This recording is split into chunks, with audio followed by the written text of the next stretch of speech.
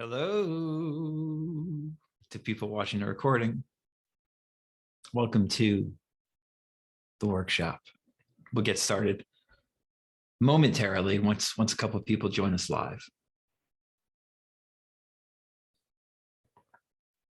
For those of you watching the recording, if you don't know me, my name is Tim Grimes, and I'm the author of this new book called Money Your Friend. And tonight, in this informal workshop setting, we're going to discuss it some and hopefully get some additional bits of advice or insights from having me talk about it a little bit, and then from people asking me some questions that will supplement the advice in the book.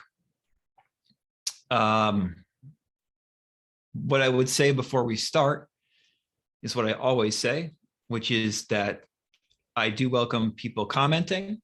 This is not going to be like a group coaching session, so I'm going to be talking a lot, at least at the beginning portion of this workshop.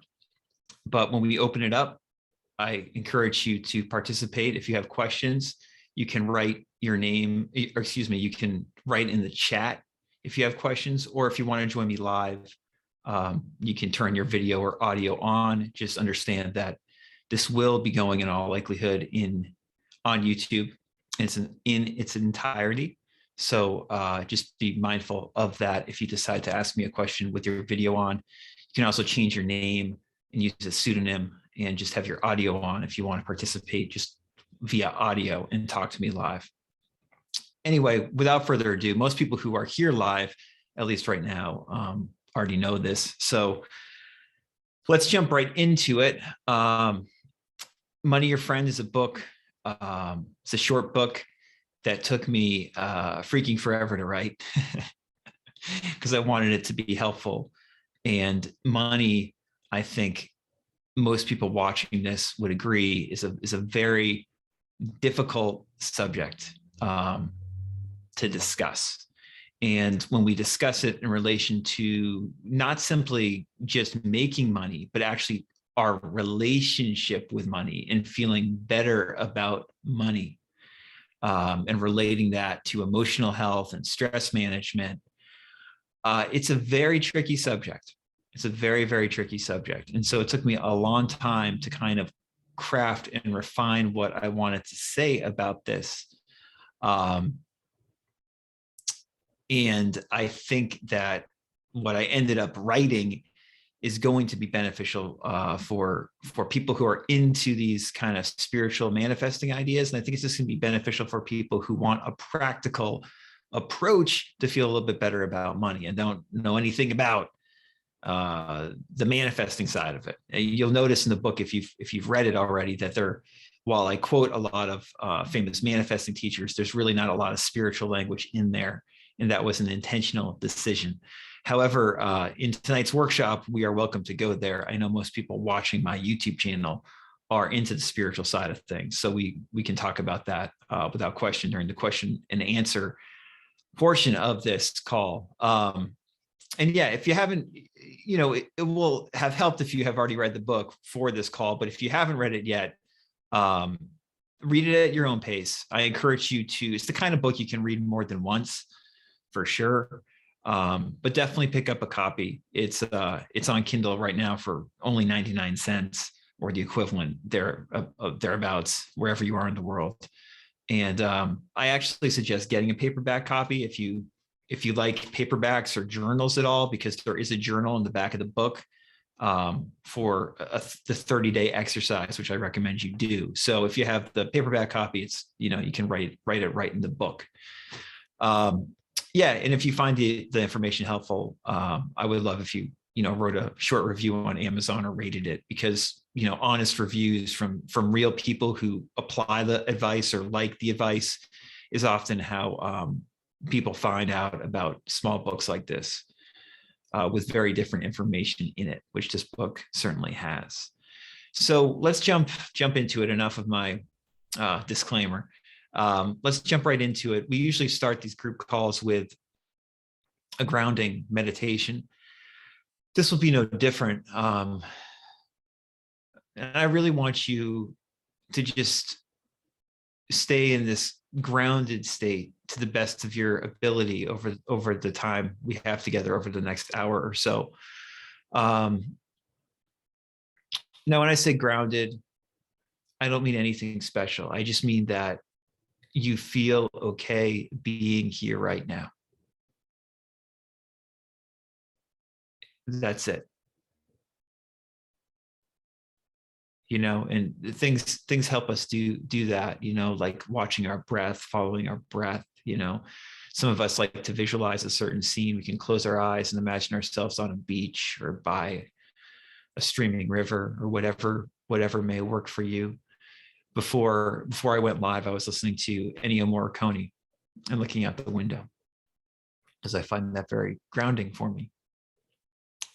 But it's nothing special what we're trying to do here by grounding ourselves, meditating in such a way. We are just allowing ourselves to be here without passing so much self-judgment on ourselves. Meaning that while we're just sitting here, maybe you're lying down, while we're just sitting here, various thoughts might be running through your head. And we don't have to really interact with them intensely. At least we can notice them, but we don't have to interact with them. We don't have to judge those thoughts for being there. Likewise, there might be, physical sensations in your body that are uncomfortable, and we don't have to judge them for being there. We can just be here.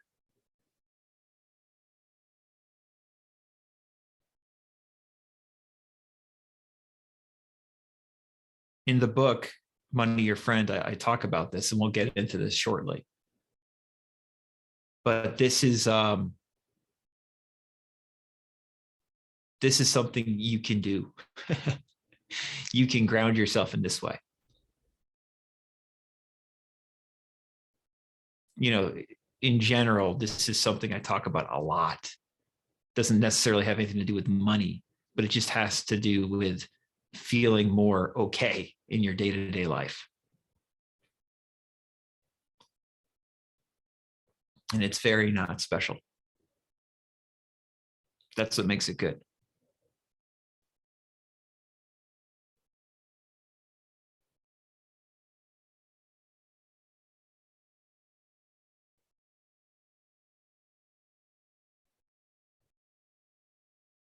This is just space for you to be what you are right now.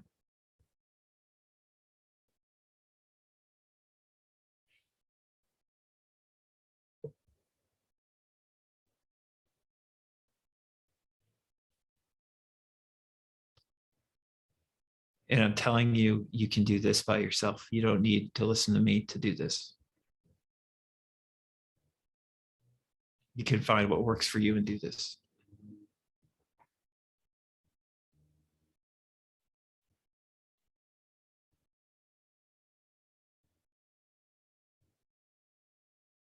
So let's keep with this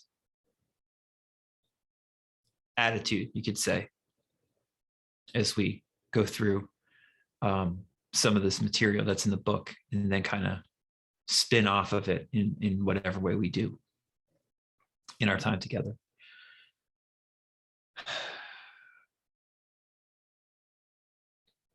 So one of the things about Money Your Friend that's different than a lot of you could say manifesting books that talk about manifesting wealth or a state of feeling more abundant, is that it's pretty negative. A lot of the language I use. Now, I don't mean that seriously. It's actually, I think, very optimistic advice, but it's rather bitter medicine. And I don't talk about trying to be perfect in regards to your relationship with money. I talk about trying to practically improve upon it and practically feel better with your relationship with money. And I said in a recent YouTube video, and I've said it before, that if we can get to a place where we're more neutral about money a lot of the time. We're like, when we think about it, we generally like, oh yeah, my relationship with money is okay. My financial situation right now is okay. My financial situation going forward is okay. Things will be okay. I don't know how, but they will work out. If we can get into a more, if that can become more of our predominant mindset, that's enough for most people to see improvements in their life in regards to their finances, and certainly in regards to how they feel about their finances, because most of us have a ton of subconscious negativity in regards to our relationship with our finances, with spending money, with how we're going to make money, with how we're going to plan for our financial future. It's very easy for negative trains of thought to sneak in there.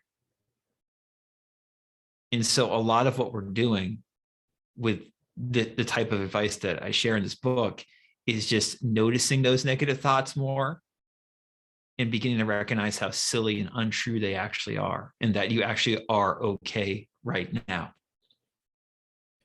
And there's so many different ways to recognize you're okay right now. And one reason that I emphasize this grounding meditation that we just did, and talk about, doing it throughout this time together and making it something you do, with regularity, is because when you ground yourself and you feel present, you realize you are okay right now.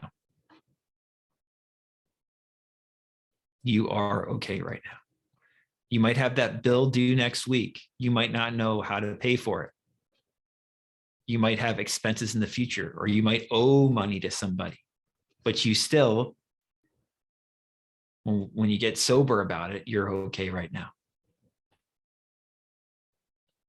And the more you recognize that you're okay right now, in regards to your financial life and life in general, in this moment, emotionally, psychologically, energetically, you're okay.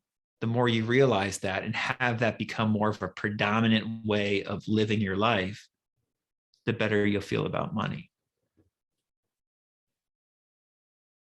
In my opinion, we're naturally abundant in this way.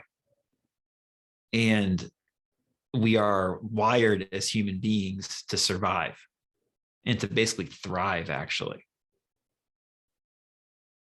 And we usually overthink and over rationalize our financial issues, and it stresses us out. And what I'm saying is, you're not going to die or truly run out of supply. You are self-resourceful enough, like you're wired to be self-resourceful enough, that that's not actually going to happen. But we imagine worst case scenarios over and over and over again, especially in regards to our finances, for at least for a lot of us. And that's kind of culturally how we're taught to think about money as a very limited asset that we can run out of. And it really screws us up. And what I'm saying is, you do not have to buy into that line of thinking. It's probably going to still be there. You're probably going to buy into it some, because that's what we're taught, and that's what most people and the culture is basically feeding us. It's this very, you could say, lackful approach towards money. But what I'm saying, and I think what a lot of the new thought teachers are saying, law of attraction teachers, whatever you want to call it, is that no, you are your own abundance. Or John Randolph Price, I recently quoted him. He says, you are your own money.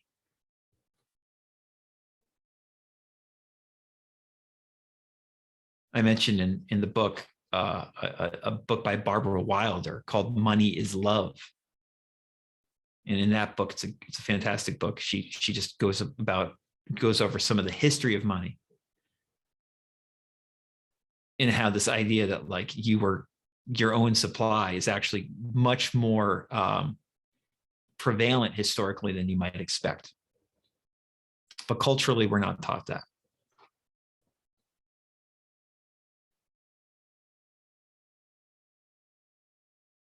So if we want to use spiritual language, you could say the spiritual viewpoint, the new thought, law of attraction, law of assumption viewpoint is that you are your own supply.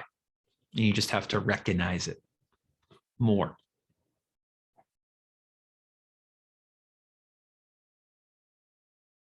And the more you recognize it, the more abundant you feel. And if you're into manifesting principles, that you know that the more abundant you feel and the more expectant you feel of abundance, then the more that demonstrates in your life, generally speaking.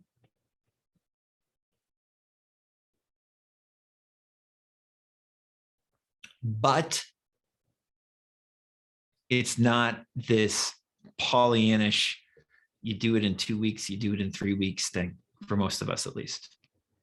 And the way it's presented in most wealth seminars or self-improvement seminars, or most, law of attraction advice we see is like, manifest a certain wealth mindset very quickly by doing this. No, it's not like that.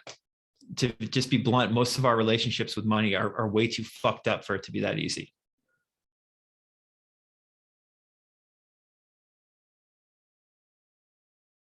If we can just work on improving that relationship some gradually, that's a much more effective way of doing this, to feel better long-term about money.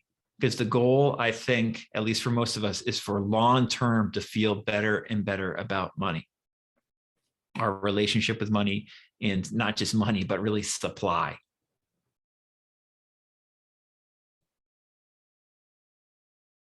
That's the work. And there's so many different ways of doing that. I suggest, if you haven't already watched it, or even if you have, to watch it again. I did a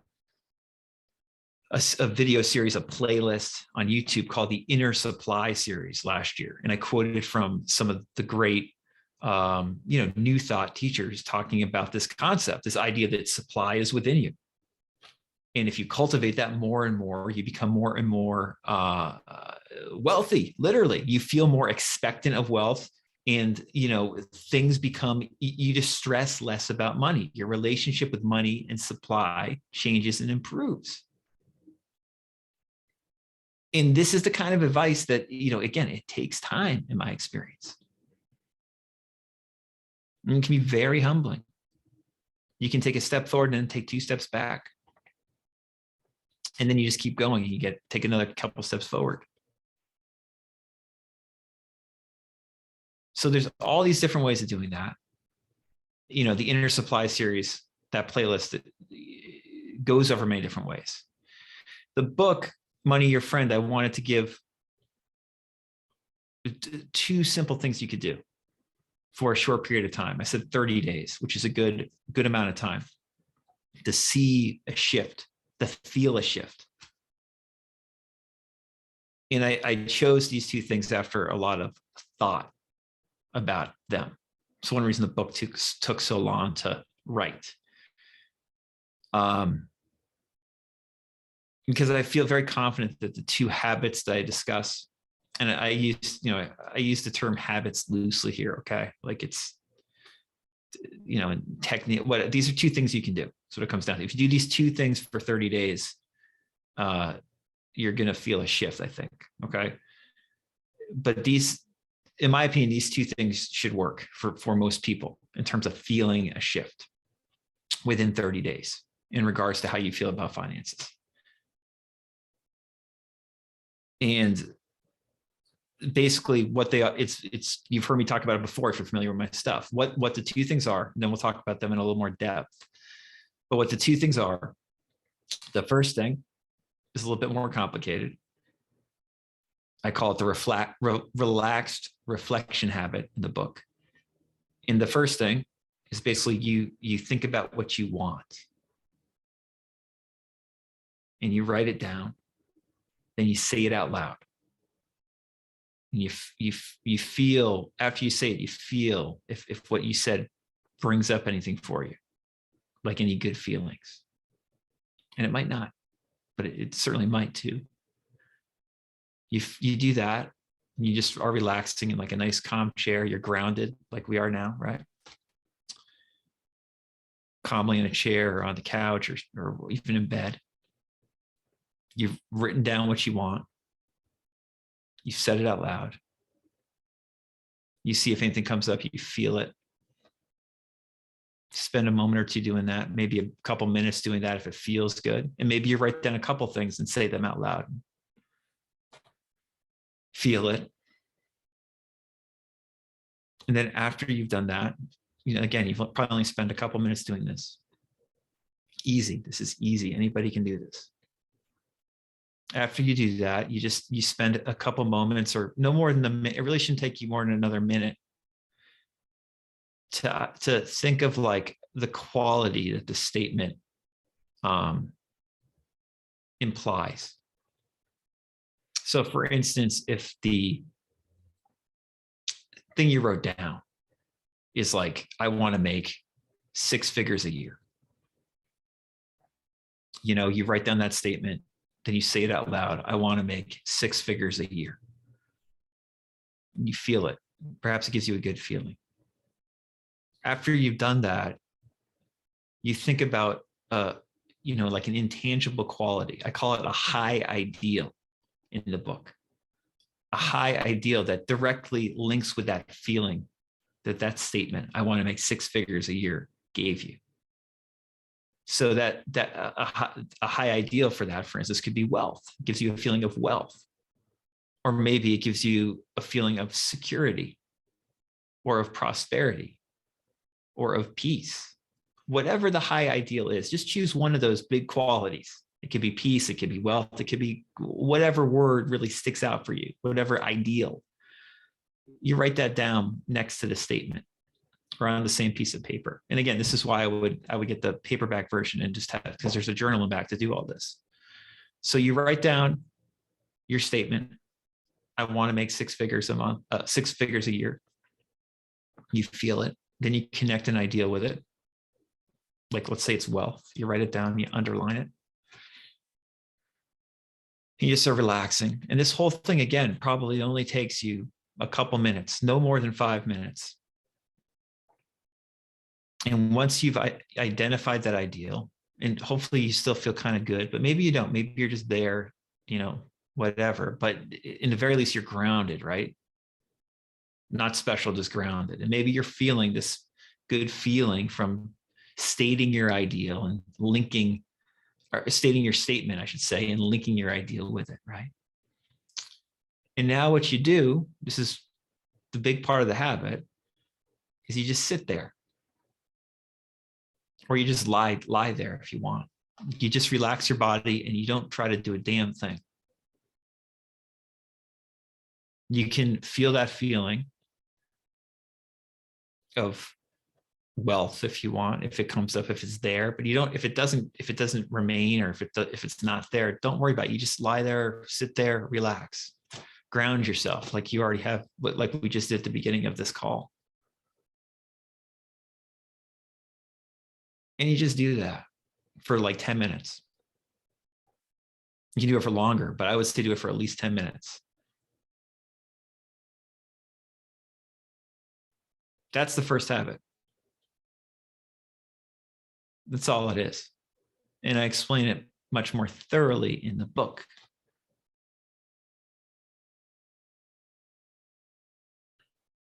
But the thing about it is after you've written your statement, and again, you can have several statements, and after you said them out loud and identified the ideal that best describes them, peace, prosperity, love, compassion, whatever, you just relax into it. You just relax into it, man. Chill out.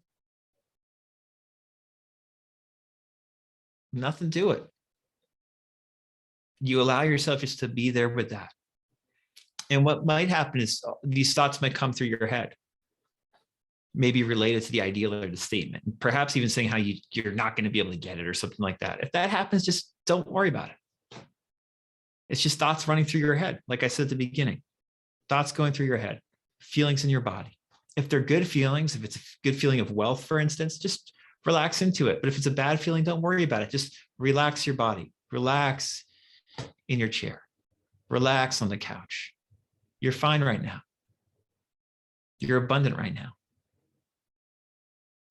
And not random thoughts might come, or seemingly random thoughts, I should say, but thoughts that mean something come up. Like, for instance, like you might have written that statement, I want to make 6 figures a year.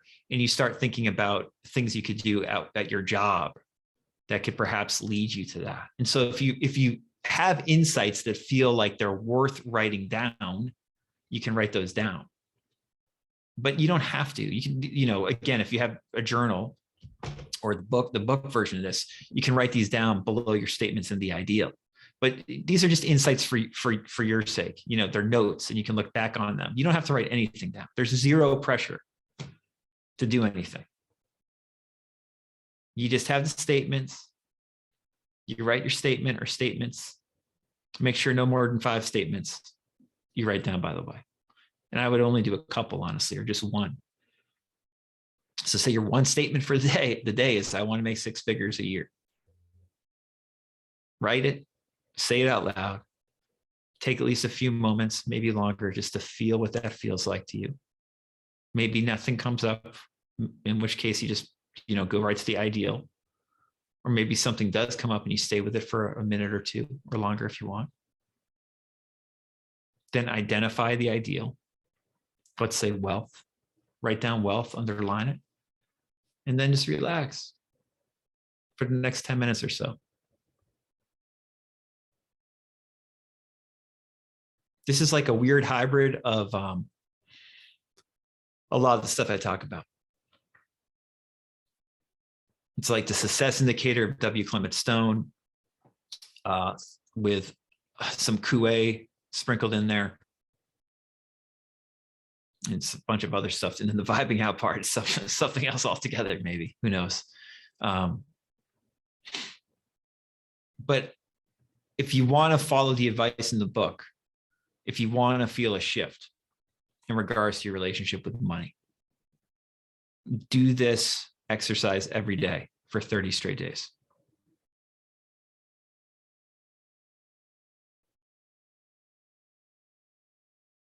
It will shake stuff up for you. Sometimes it might make you feel more off kilter, but it will shake stuff up. If you do it every day for 30 days in a row, it will shake stuff up for you, and you will probably feel better after 30 days.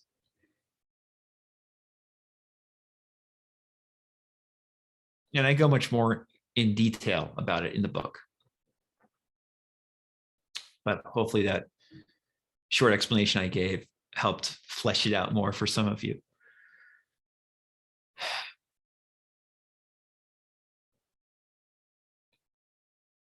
And I should say, if you do miss like a day over 30 days, I think that's okay.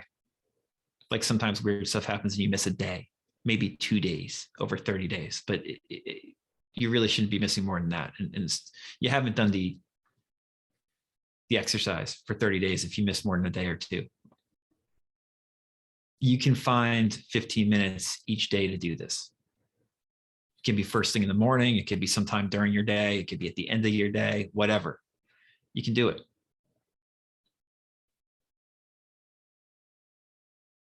Tremendously helpful to do something like that.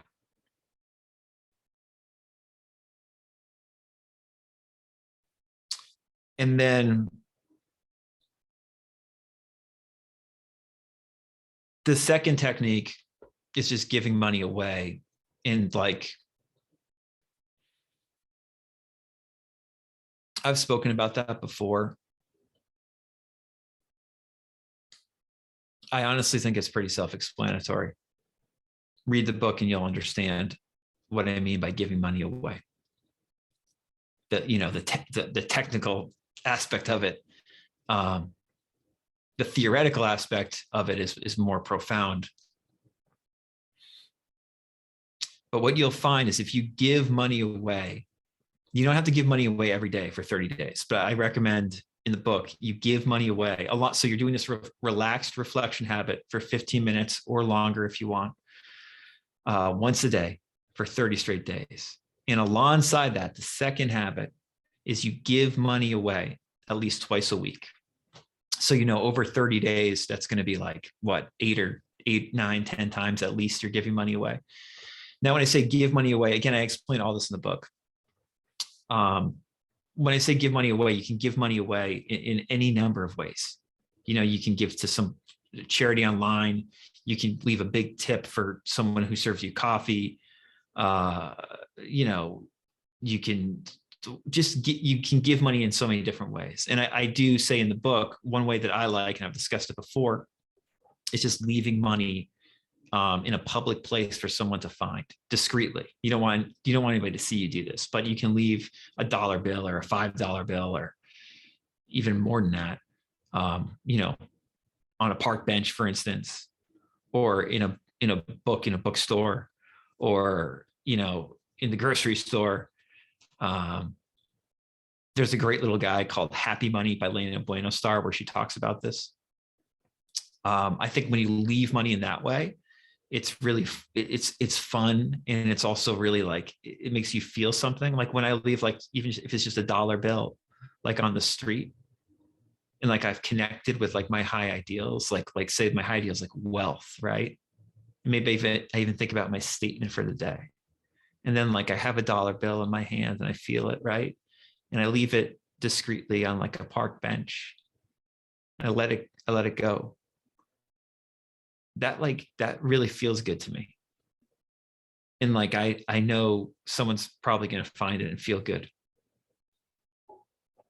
So I love that practice, that way of giving away money. But you can give away money however you like, but you should just do it twice a week. And you should give away over the course of the 30 days you're doing the relaxed reflection habit. You should give away, I would recommend like at least 2% of what you earn over those 30 days, or what you plan on earning. So for instance, I got to do some math here. Like if you're making, like, let's say you plan on making $5,000 this month, approximately, after taxes. That would be like, you should give away at least $100 over 30 days. And you want to do it in increments. So in other words, you don't give the $100 in one donation to your favorite charity. You give it in increments. Maybe you do make a donation or two to your charity over those 30 days, but also 6 or 7 other times you leave money in another way. It could be a big tip. It could be leaving money on the street. It could just be little donations. I mean, people ask for donations like everywhere you go now. I feel like when you're checking out from the supermarket or whatever, like it's always like, do you want to leave a donation? There's all these ways. So when you're giving away money in this way, as constantly as this, like at least twice a week, and you can do it every day, but if you do it at least twice a week, and you're doing this relaxed reflection habit, which is somehow related to your sense of supply and money. If you're doing all this for 30 straight days, these two habits, it's going to do something. It's going to do something. And it might not do what you expect, but it is going to change how you look at all this stuff. Because most of our problems when it comes to money are in our heads. And I get it. Like most of us have stuff that like we don't have and we quote unquote can't afford it. That's like a common theme, right? But the real problem is like the mental stress associated with that. It's not having that thing usually, because most people in the modern world have food, clothing, and are sheltered. And some people aren't, and that sucks. And in my opinion, that's a societal problem that should be resolved. But generally speaking, our basic fundamental needs are usually taken care of. But subconsciously, most of us are scared that they will not be. And again, this is bitter medicine. It's stuff that might be worth reflecting on, meditating upon. It's often humbling work when we do this, because we realize how fucked up we are about money.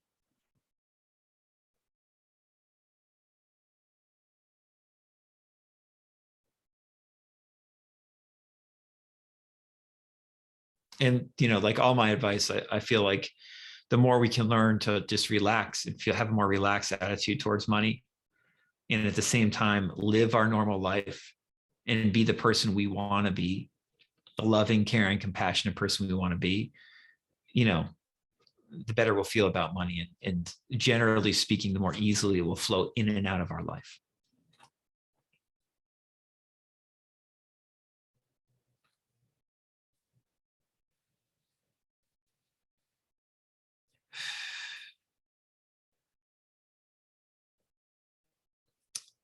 It's a workshop when I write notes. Wow. Um,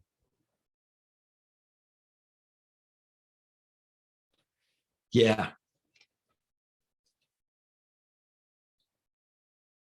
there are so many great resources when it comes to this stuff. I mentioned the Inner Supply series, um, but in no way, or do I mean that like you only have to follow like law of attraction advice when it comes to wealth mindset, or building a sense of abundance.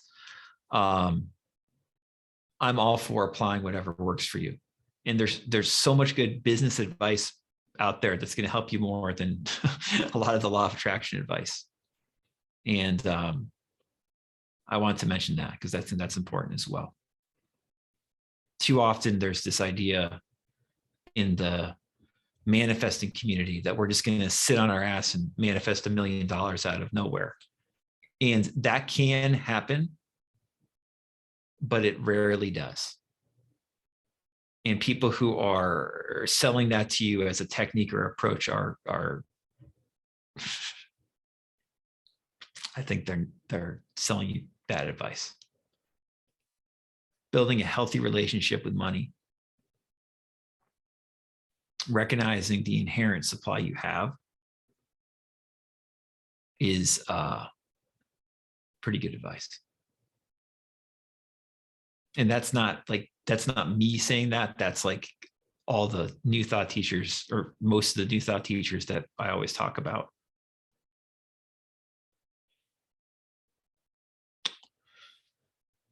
I'm going to read a couple of the chat things, get caught up here if I can. I have a history of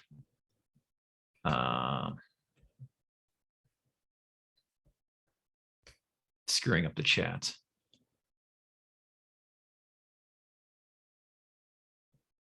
Oh, good. I'm glad, Eva, that the playlist was helpful.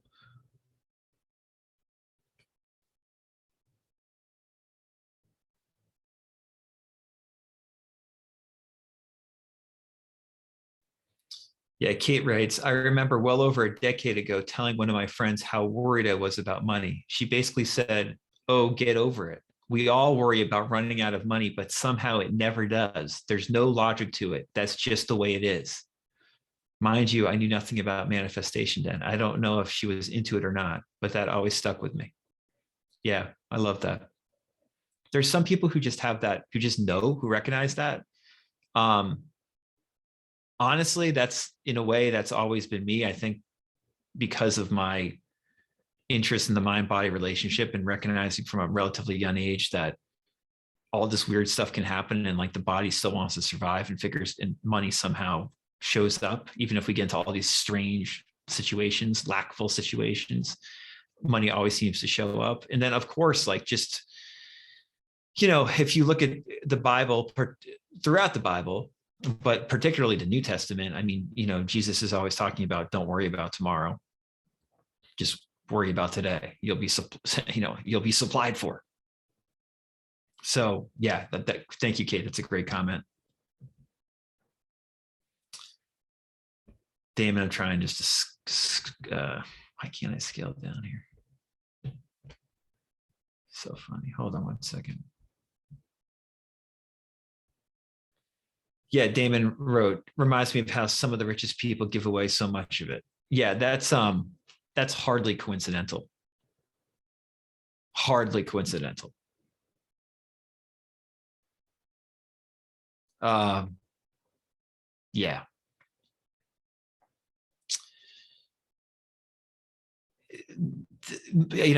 I don't really want to get into the weeds too much about this, but there's plenty of people who have a lot of money who have no idea about, that basically hoard it. But there are also plenty of wealthy people who they might know nothing about these manifesting ideas, and God bless them for it. A lot of them are probably better off for not knowing anything about them, but they know it's very important to give, and again, I mean, this isn't that, you can know very little about this, like, especially like the modern manifesting stuff. And you can just look at, no matter what you think of them, like the Rockefellers, the Carnegies, people like that, like how much they ended up giving away, and then you also hear about so many of these famous, not just industrialists, but just people who had a lot of money ending out wanting to just give as much as they could. Not a coincidence that happens.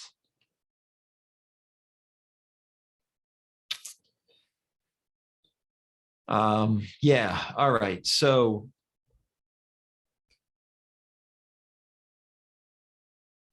that's basically it for my formal workshop presentation. I'm going to open it up for questions now, if anybody has them. Again, if you haven't read the book, it's silly to watch this workshop and not read the book. And like I said, if you want to leave a review, it's greatly appreciated. If people have questions, they can ask them now. If you also have a question later for me, you can email me at info@radicalcounselor.com. And I can, I'll reply to your question there. And we can just stay grounded here for a couple minutes, see what comes in through the pipeline. Tate's got a question, but he needs to think about how to word it. That's fine, Tate. We can wait. You ask good questions usually, and don't worry about wording it perfectly either.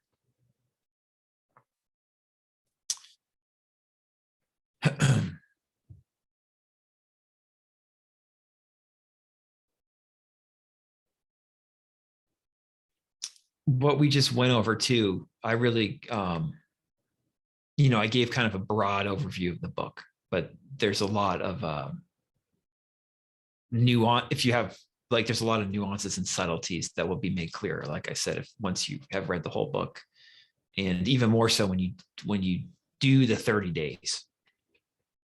And if you're very well versed in this kind of material already, as I know some of you who are on this call are, and probably some of you who are watching the recording, just feel free to take what you want in regards to like the 30-day recommendations. You can use other techniques instead. The idea is, like, if you want my own personal recommendations for like what I would do and what I would tell someone to do to feel better about money quickly, over like a short period of time, this is what I would do. What's in the book? I wrote that book, or not, like the guide, 5-Minute Finances, like I think 5 or 6 years ago, talking about like just implementing like, QA strategy for that. In that book, like I've spoken about this before, like that guide, like I feel kind of unfulfilled about it, because it's the kind of advice that like can work very well for people, and has worked very well for people. I've gotten a lot of emails, people saying how it's worked well for them. But what I talk about in 5-Minute Finances, kind of like what QA talks about, it really only works well sustainably if you already have this kind of if you start to feel at ease about money. Like the idea of saying like every day in every way I'm getting wealthier and wealthier, or every day in every way I'm getting better and better, is, if you say that in a relaxed way, or like you don't put that much pressure on yourself, it works well. But if you're saying that and end up putting mental pressure on yourself as to like why you don't feel wealthier, throughout the day, just saying that in the morning and evening, or just doing any number of these, popular manifesting wealth techniques is not enough, in my opinion. Something like what I describe in Money Your Friend is much more holistic advice. that you can apply over 30 days and again, feel a shift. And then you can build upon that long term. Yes, Damon. I see your hands raised if you want to go live.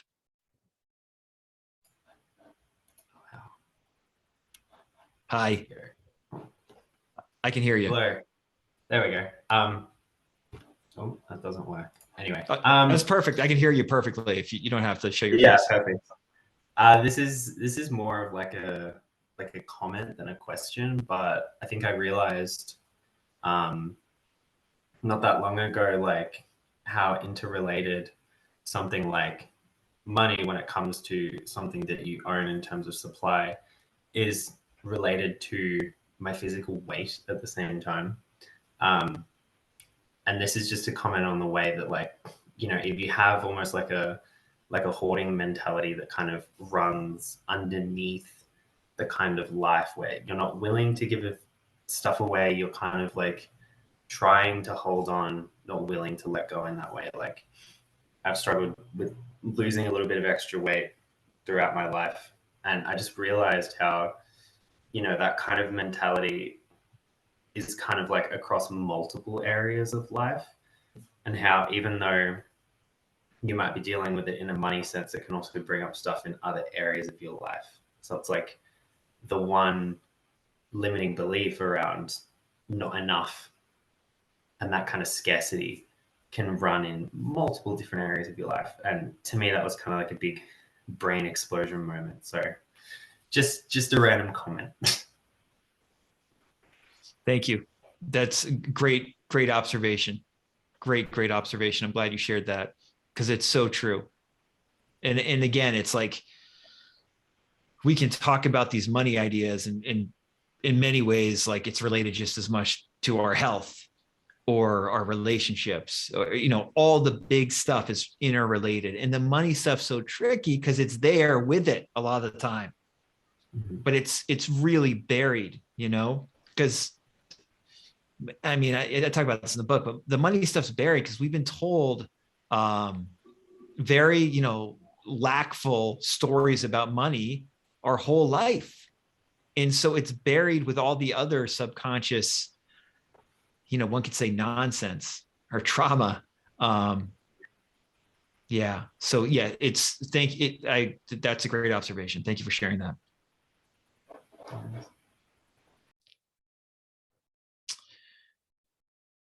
Laura says, thank you. Love the book. We'll officially start the 30 days in January. I appreciate this call. I always appreciate your insights, perspectives, and recommendations. Thank you, Laura. Yeah. There's no rush, especially again, if you're familiar with this stuff, there's no rush to start. The new year is around the corner. So that this is a good New Year's resolution, you know, as many of you know, one problem with New Year's resolutions is people just don't stick with them. But 30 days is good. That's, you got to, if you stick for something with 30 days, it will do something. You know, people often drop out after like a week of doing something, a New Year's resolution, for instance, a week or two, but 30 days is enough that it does something to the mind and body.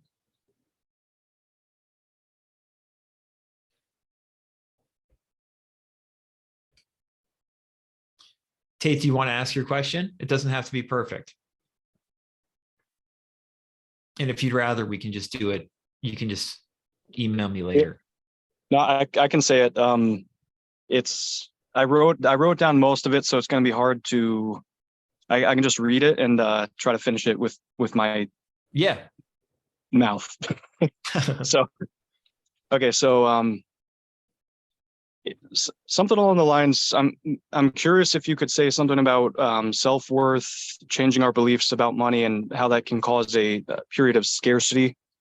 And so I'm reading from the script I wrote, but so for most of my life, I had the mindset that money and working for someone else, doing work that you hate, was a necessary evil to survive. And that's kind of what my parents did. They instilled that in me. And I decided at one point I didn't want to do work that I don't like, and that I want to try to be self-employed so I don't have to deal with a boss. And earlier this year, though, I made I kind of was boxed into doing work that I hate. And so that's been something I've done most this year.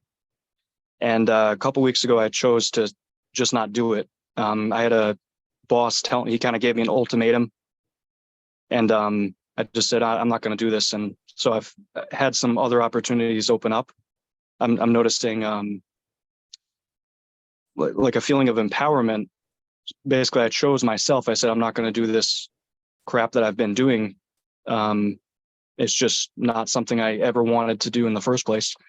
And now I am seeing opportunities open up, but I'm also noticing just a lot of things kind of falling away at the same time. It's like this weird, almost like purging process where my additional sources of income are not going as well. And just feels like things really slowed down about 2 weeks ago when I chose to stop. And it's making me think like, oh, am I not supposed to choose the self-worth? Am I supposed to choose just go right back to doing the other stuff?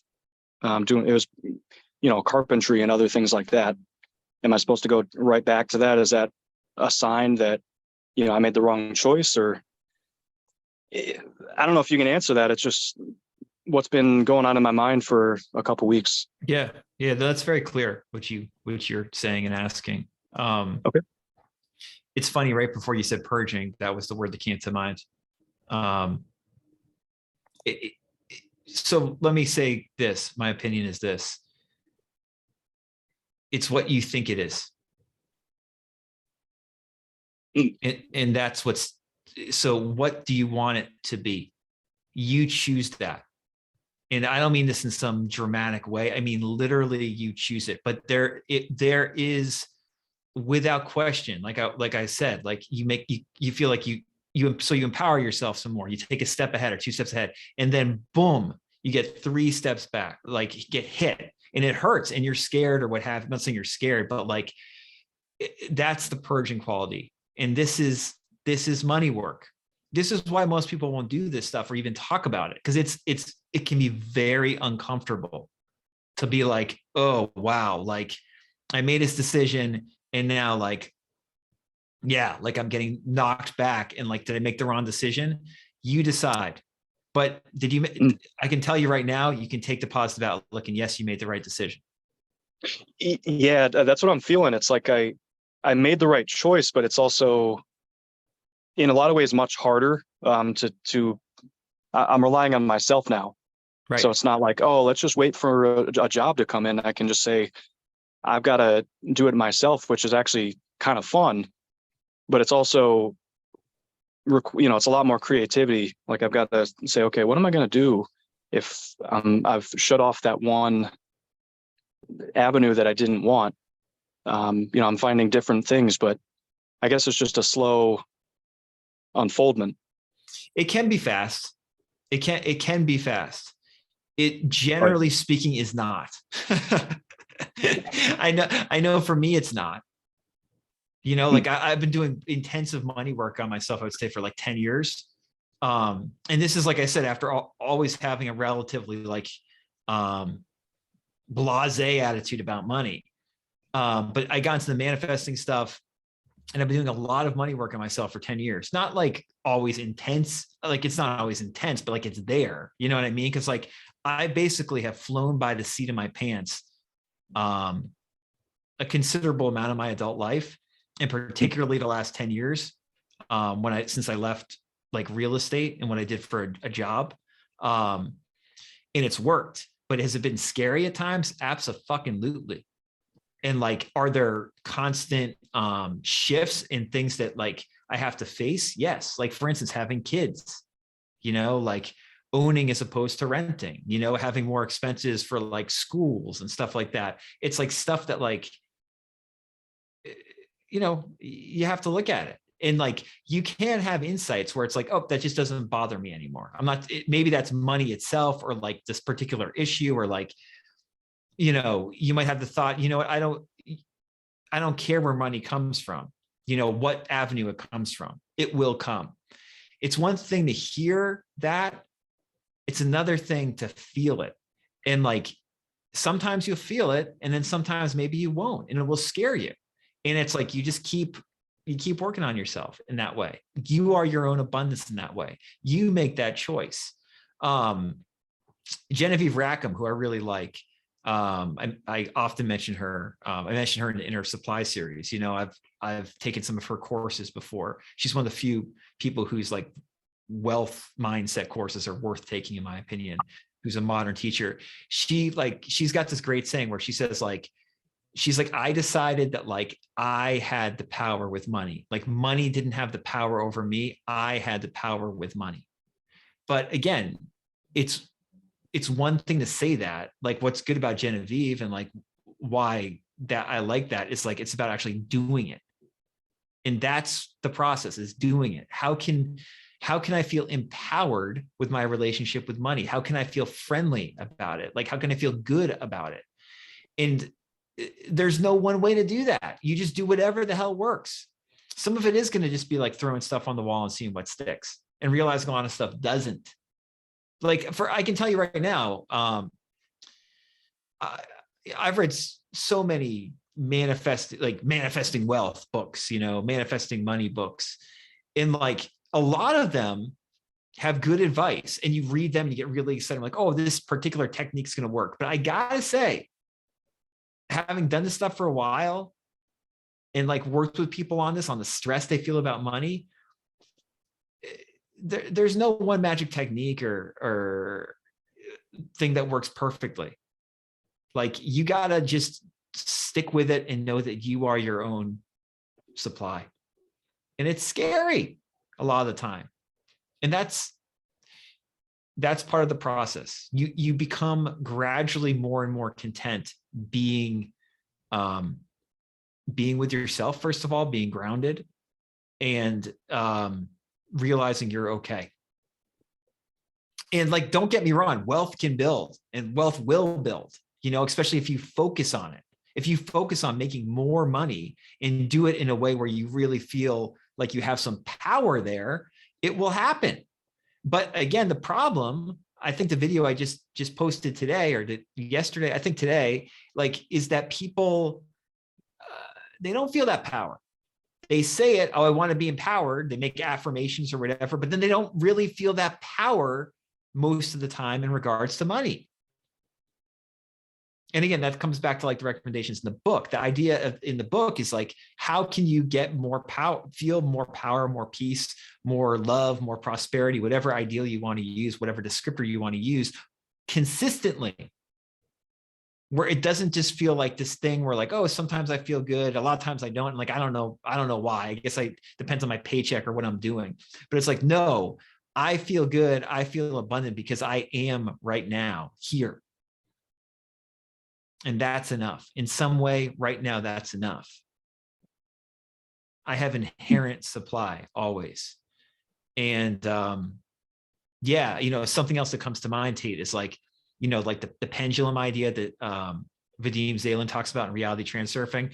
You make a decision, like, I want to move forward and doing something different. And then like the pendulum goes back and tests you to make sure you really want to make that decision. You know what I mean? Like, so it's just like, it's refining your balance with this new direction. And if it's too off kilter, it's not gonna be as easy as feeling the balance doing it. And again, that's why we go back to grounding ourselves and relaxing into the process as much as we can. I want to read your comment, and this great comment Kate made. Kate said, money and health are similar to me in that I don't really care about either until I start to think it's in jeopardy. Ha ha ha. Yeah, I love that. Thank you, Kate. I basically feel the same way too. Yeah. So Damon said, from as within, so without perspective, making the choice for self-worth will show scarcity initially in the sense that all your denials will come to the surface if you want to purge them, such as I can't do it on my own, will come up until you feel the shift within that belief. But making the decision that it's the right choice is moving you in the direction of working to heal those beliefs. But if you believe you made the wrong decision, it almost reinforces those beliefs further. great observation, Damon. I'm going to read that again. Damon said, making the choice for self-worth, kind of like what you've done here, Tate, will show scarcity initially, in the sense that all your denials will come to the surface if you want to purge them, such as, I can't do it on my own, will come up until you feel the shift within that belief. But making the decision that it's the right choice is moving you in the direction of working to heal those beliefs. But if you believe you made the wrong decision, it almost reinforces those beliefs further.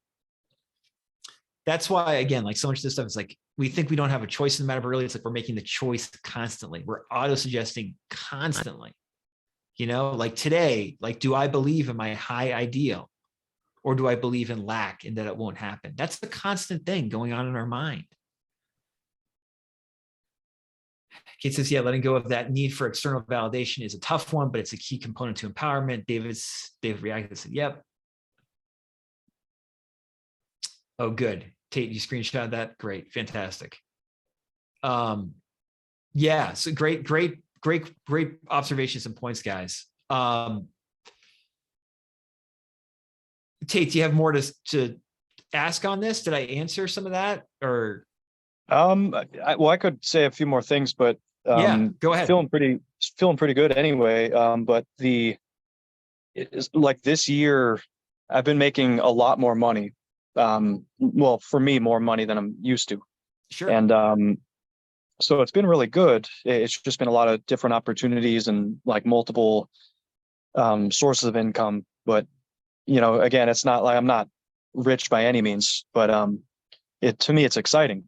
It's like showing, oh, this stuff works. And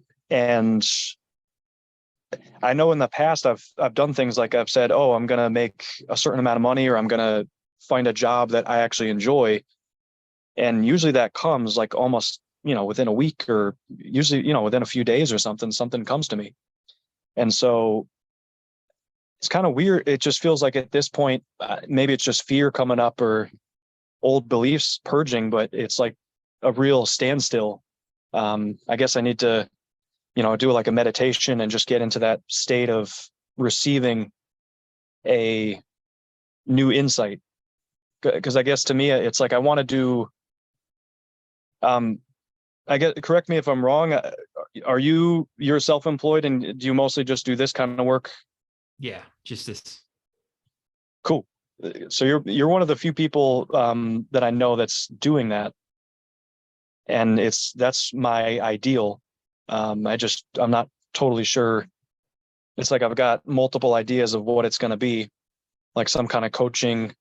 I tend to like people work, so some kind of coaching. It's just like receiving, kind of, you know, I feel like getting into receiving receptive state and just letting the ideas flow in. And whenever I'm, you know, constantly, you know, having to wake up super early, go do something I don't want to do, it's really taxing, and it's a lot harder to actually to take in the new ideas. So it feels like a necessary place. Like I'm just in a time period where it's like you got to just chill out and kind of let things come. Yeah, I mean, that sounds right to me. That makes complete sense. I mean, the only thing I would ask is, like, have you, since you've had success before, you know, thinking or writing, stating something that you want and having it demonstrate or manifest relatively quickly, have you done that in this scenario and it just hasn't come yet? Honestly, no. I think I've actually been. I think it's more like the fear came up.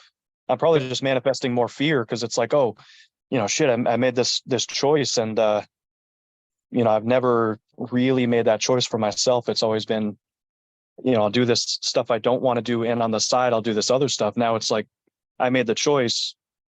You're going to do the stuff you actually want to do.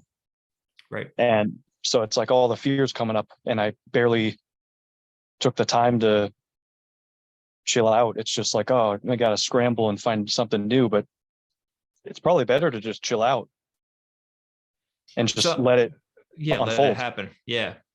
It almost always is. I mean, that doesn't mean you're passive to the point of not doing anything, but like, Yeah. yeah, I mean, that's the point. That's the main point, probably the book, is that like, I'm not encouraging passivity and doing nothing. It's like, it's more like you want to feel good about what you're doing.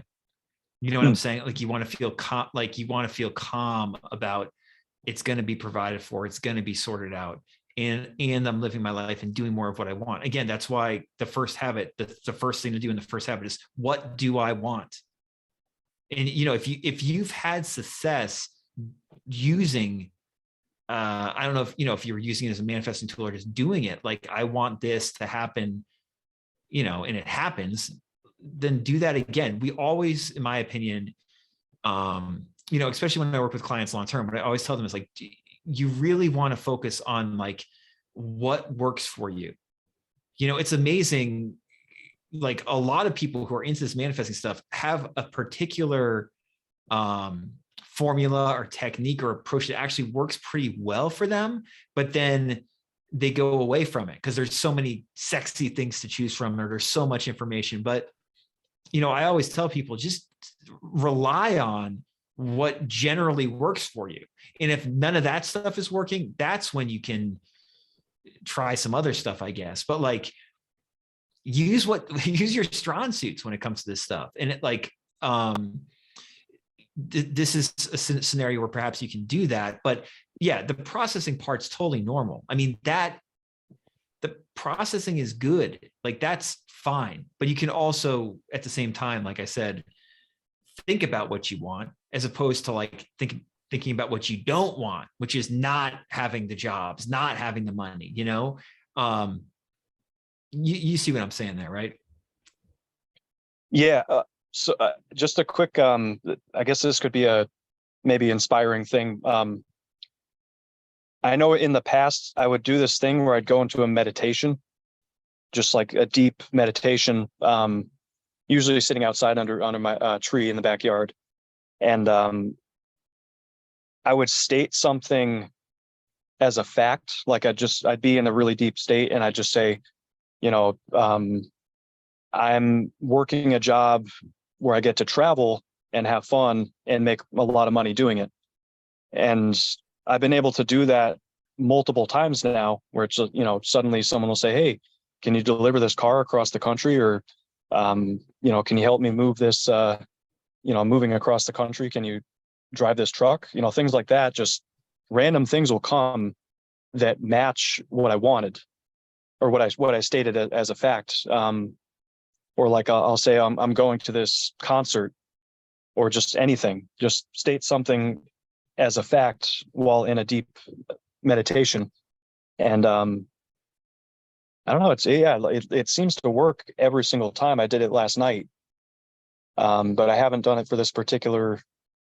I guess money is such a deep issue, such a, you know, scary thing, that I just always assumed, oh, you're supposed to be in scarcity and, you know, hating what you do. And I realized I actually can choose. Exactly.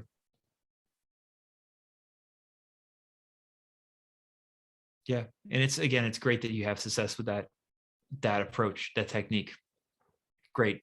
I would say you can use it for anything. Money is no different than anything else. The problem is, as we've gone over, is we think it is. We think money is somehow different. And it's not. You know, and again, like you look at the history of money, you read a book like Money is Love, and like you're like, wow, like this is so interesting. Like, how did we get here? Joel Goldsmith has this line. I'm going to paraphrase it, or maybe it's the actual quote. I think it's a paraphrase, but it's like, if we give up the human concept of supply, we have supply.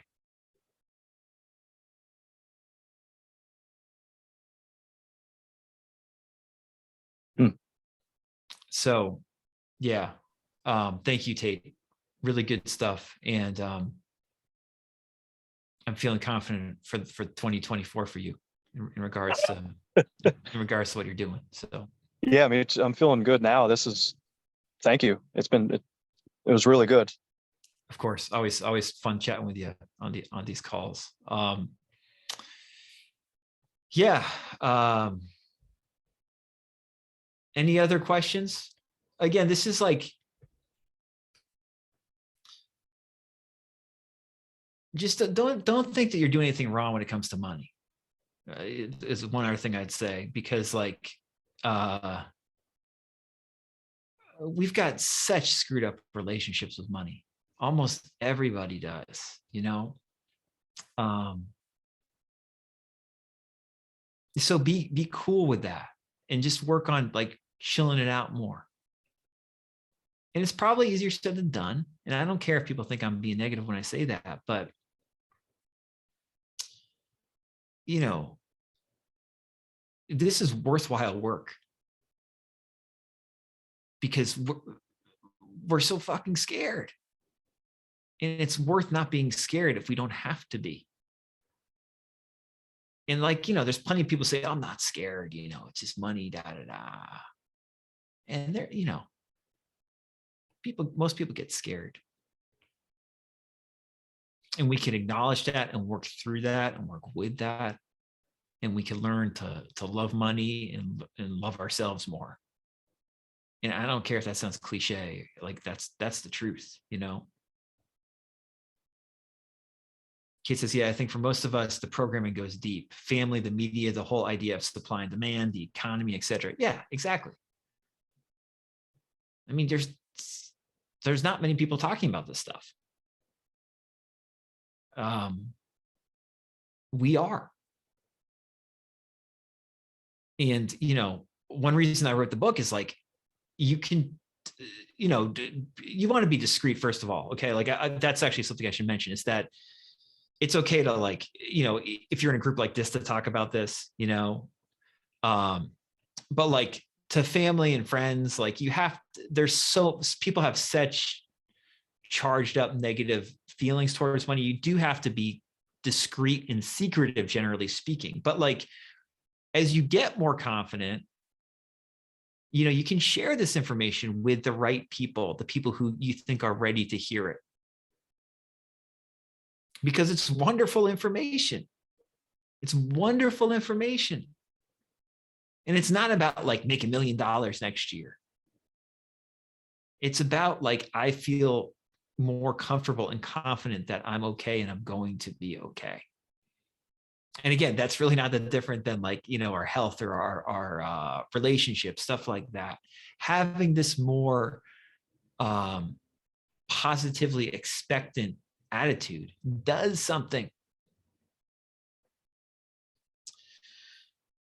So yeah, I think we'll wind down, unless if anyone has any final comments or questions, they can ask them. Thank you again, everybody. As usual, great insights and questions.